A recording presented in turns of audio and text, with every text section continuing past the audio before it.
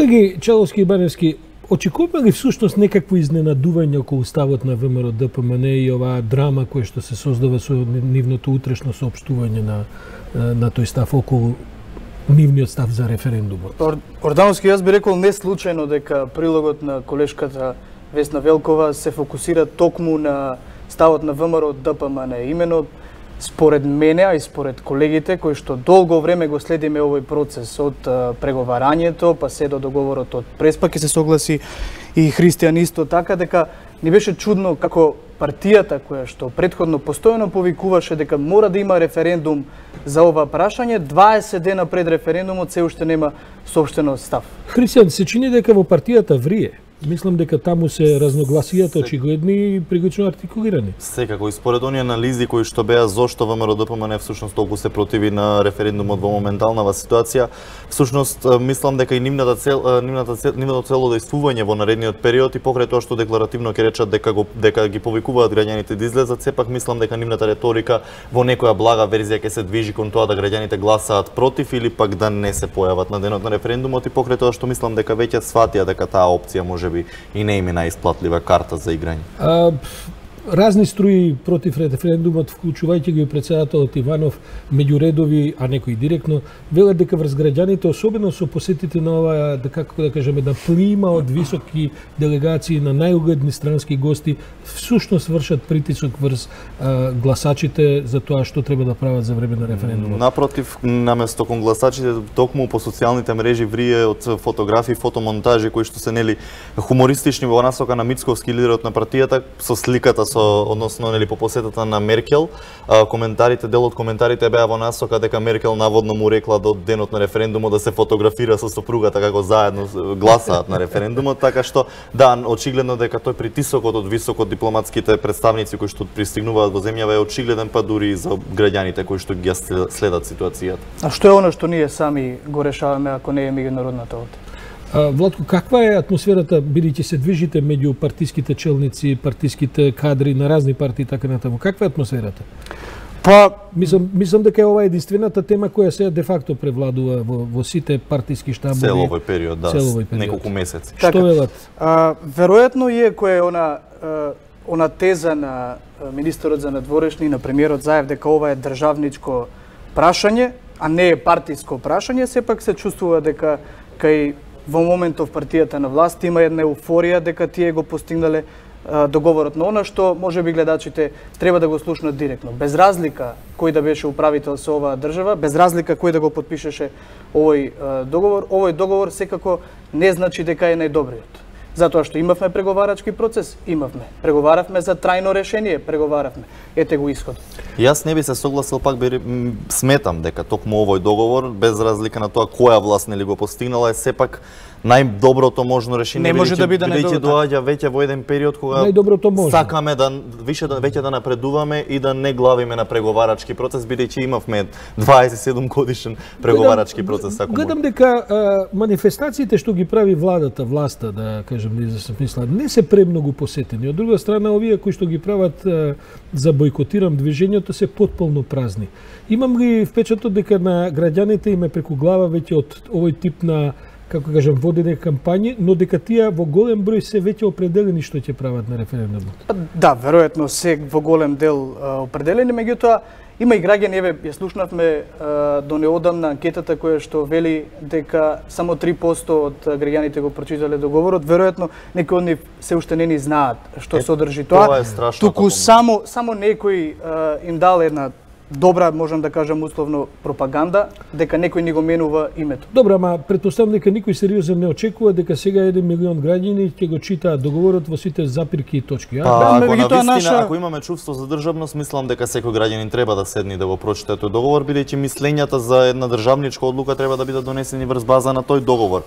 Секако дека може да се појават различни толкувања кај граѓаните и тука треба власта да ускокне да го каже вистинското толкување на секој член поединечно, меѓутоа секој граѓанин сметам дека треба да зборови власта да објаснува, да не насочува што да се прави. Впрочем и ние како еден ТВ во студиото токму тоа и се обидувавме да го направиме после договорот од Преспа, да се слушнат поединечни ставови за поединечни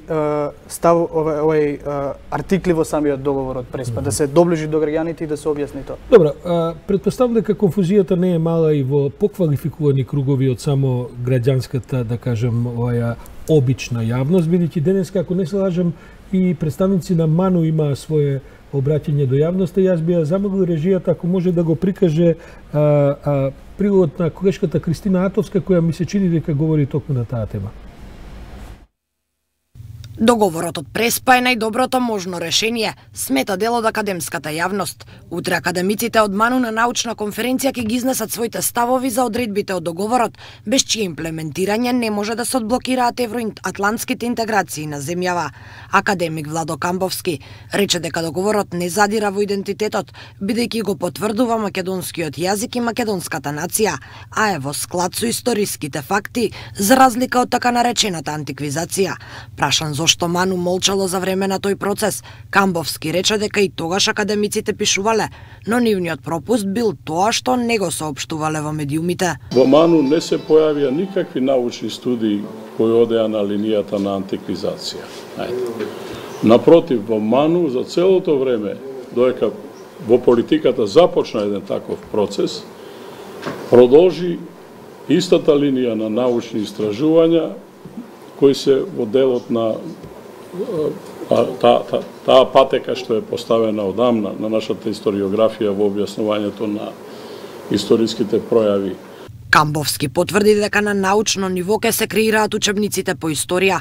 Професорот Владо Поповски пак смета дека има простор за научна дебата, но го дели ставот дека ова е најдоброто можно решение. Кој друг кога би склучил подобар договор е илузија и може да се каже дека во ова време не одигрува, нема позитивна улога со оглед на целта. Евентуалниот неуспех на предстојниот референдум ќе ја отвори Пандорината кутија, смета поранишниот амбасадор Нано Ружин, кој потенцираше дека решението на овој спор испраќа пораки за мир и ќе има влијание врз политиката на целиот Балкан.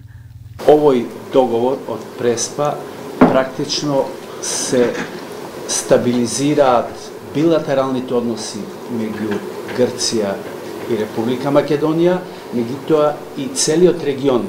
На прашањето како гледаат на повиците за бојкот, професорите кои утре научно ќе ги образложуваат своите ставови, рекоа дека одењето од врата на врата и повикот да не се гласа го сметаат за своевидна присилба, бидејќи задира во слободата на граѓаните.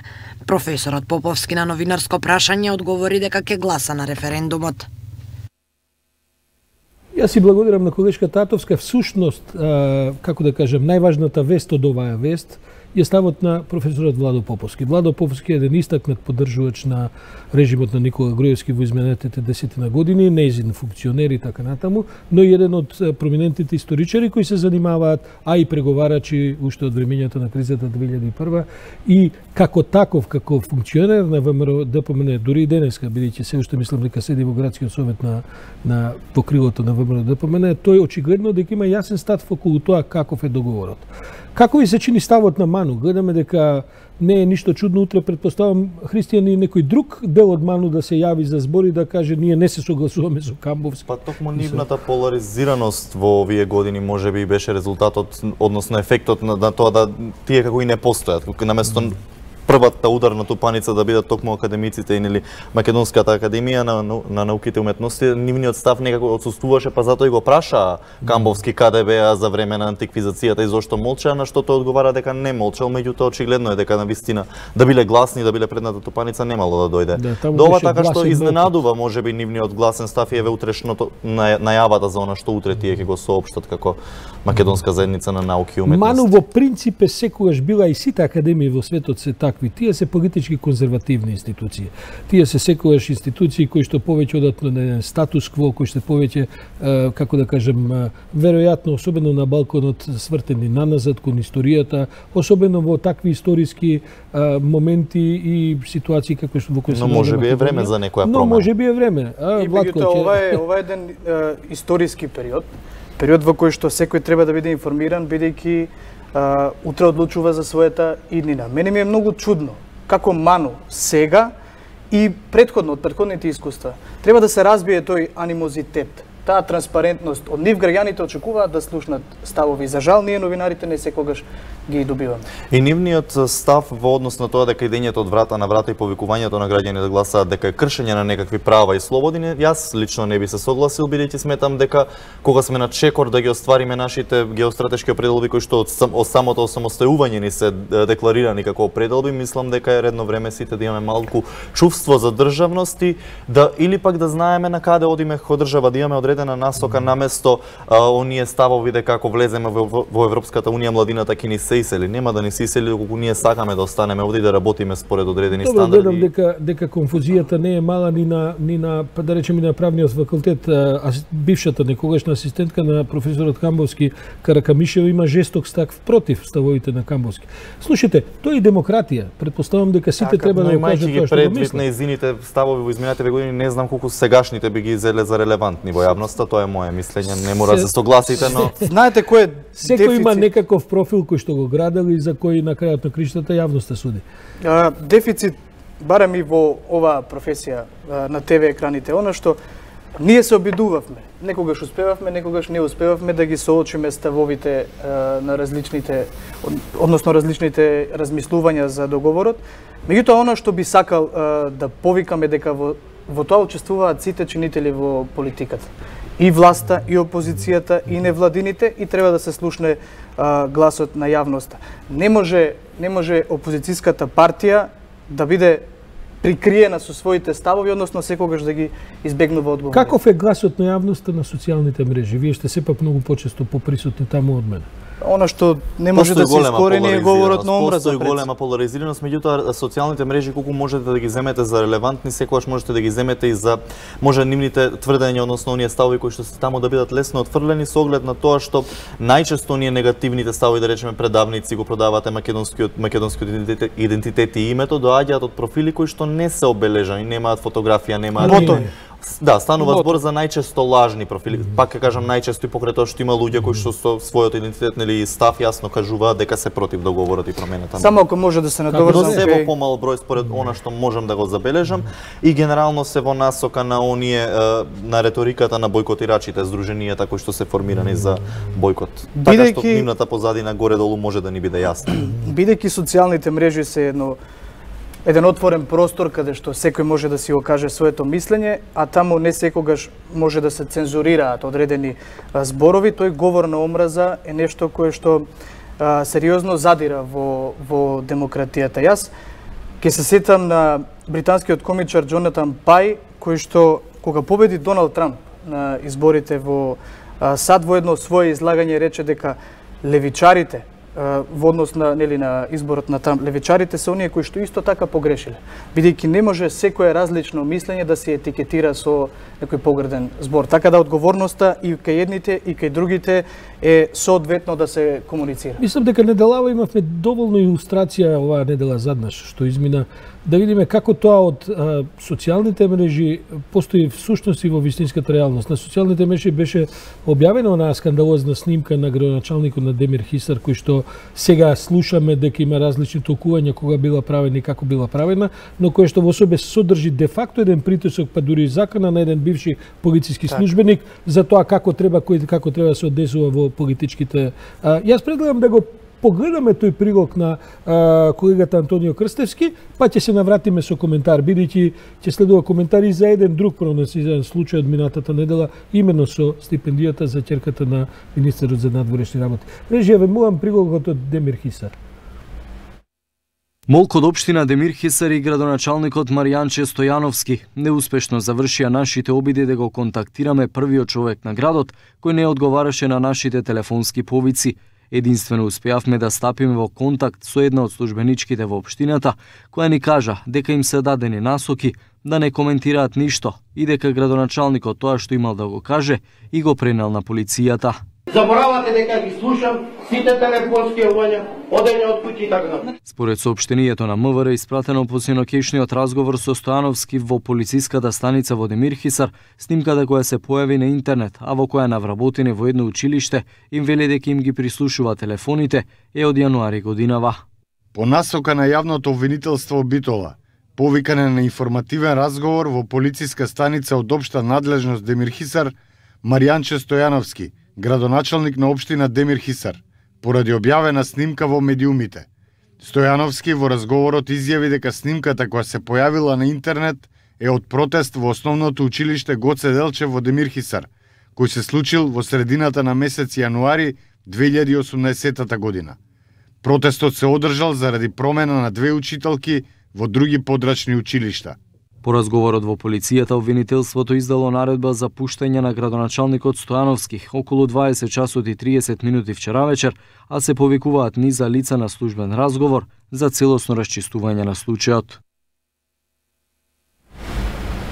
Човек понекогаш се прашува од каде ги наоѓаат овие кадри, овие од Социјалдемократскиот сојуз, веројатно и другата партија исто. Ја не знам дали оваа дигресија дека тоа било од јануари менува нешто на суштината на целото да кажам, крадев, ама крадев минатата година. Минатата година. Ја стварно се прашувам како може да се живее во ова модерно политичко време и за оваков речник да се разговара. Има ли влијание овој тип на афери? Претпоставам дека сме, особено на социјалните мрежи, сме потопени од разноразни афери и од разноразни обвинувања. Има ли влијание ова врз? Бидејќи на крајот на криштата, мене ми се чини дека тоа сепак е да изолирана јавност на социјалните мрежи и дека, без разлика колку таа голема, нема да влијае, како да кажам, пресудно за некој кој што решил. Нема никој да се уплаши од зборовите на овој градоначалник и нема никој ниту да се охрабри од неговите. Или може би грешам? Јас не би се согласил тука, бидејќи бевме сведоци дека токму социјалните мрежи беа медиумот кој што ги мобилизира шишарената револуција и така наречената нели македонска пролет. Сите овие протести кои што доведоа реална основа на еден гнев и незадоволство во општеството. Дали е сега така? Зависи до случајот, до издвоениот случај, но јас мислам дека јавноста може да соџва кај тоа дека одредени делови од одредени сегменти не се работи на одредени сегменти токму поради евроатлантските интеграции, нели процесот и се тоа што владата го прави во насока на нели надминување на проблемите и евроатлантската иднина на Македонија, но не може да ги соџва ка ваквите скандали кои што буквално пред очите им се случуваат, особено не со работи со кои што нашата јавност е травматизирана, како што е прислушувањето, како што беше државните пари за стипендијата на керката на Димитров. За тоа се боревме, ако смеам да кажам, но мислам дека и како и во претходните случаи кога функционери поднесуваа оставки, кога се коригираа владини одлуки, кога се повлекуваа одлуки, мислам дека и сега ќе има исто таква реакција околу однесувањето на овој градоначалник. Може да грешам? Она што е важно, градоначалникот, ако веќе сметаш дека се е во ред, дека снимката е стара, дека немаш никаков прекршок направен, крени му телефон на новинарот. Да, денеска заборев да кажам дека го баравме повеќе пати. Антонио Крстевски конкретно го бараше градоначалникот, меѓутоа не доби никакви одговори. Тоа е дури добил одговор дека има забрана за коментар од било кој од општината, освен од него. А транспарентноста е она која што треба да не води нели за Да, мислам дека со молчење некако ќе се заборават работите, проблемите сами од себе ќе се решат. Не се забораваат, меѓутоа многу е важно дека треба да има реакција. Ако претходно на сите, бидејќи во иднина повторно ќе има вакви видеа. Добро, имаше еден контраслучај, ако смеам така да го наречем, а тоа е со стипендијата на керката на министерот за надворешни работи. Мене ми се чини дека се користи секоја прилика која што ќе се даде да се напумпа, особено кога се во прашање овие, да кажем, врвни функционери кои што се на страната на успешноста на референдумот, да се напумпа и да се представи како да кажем, дел од еден корумпиран процес во кој што земјата се води и преку референдумот и така натаму. Како помина тоа на социјалните мрежи? Бидејќи таму министерот таму дури имаше и некои малициозни работи од типот на имаше лажни профили направени во името на керката на Димитров, наводно демек цркнете јас студирам со ваши пари, што воопшто не беше вкусно.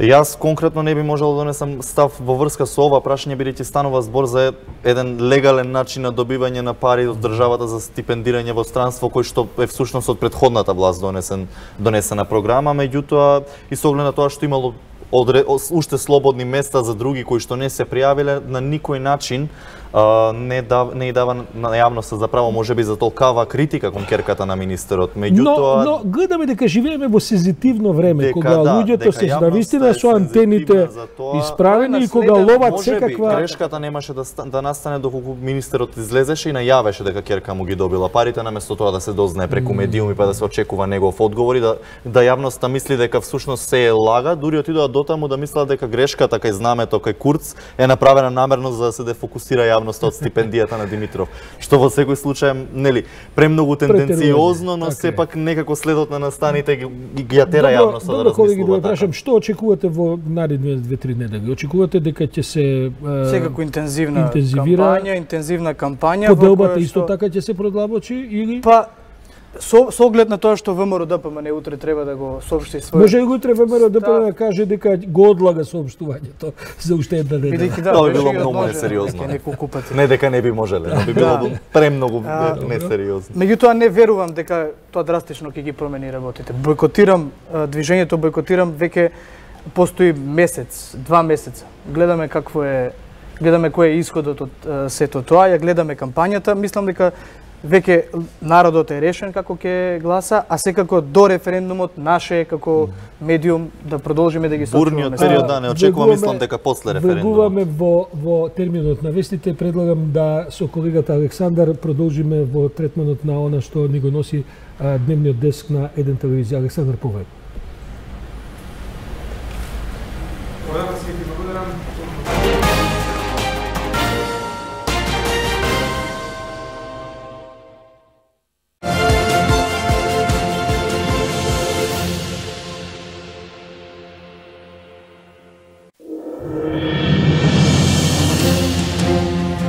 Исцрпно истражување и навремено известување.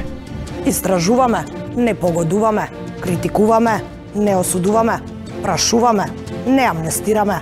Следете Еден ТВ, а ние ќе следиме вистината. Секогаш први. Во спортот најважно е да бидете број 1, така и меѓу телевизиите. Гледајте спорт на Еден ТВ. Реални и директни. Откриваме, истражуваме, информираме. Нашите стории ќе бидат огледало на нашето општество. Во денешно време вестите го обликуваат нашиот живот, го движат и го менуваат свет.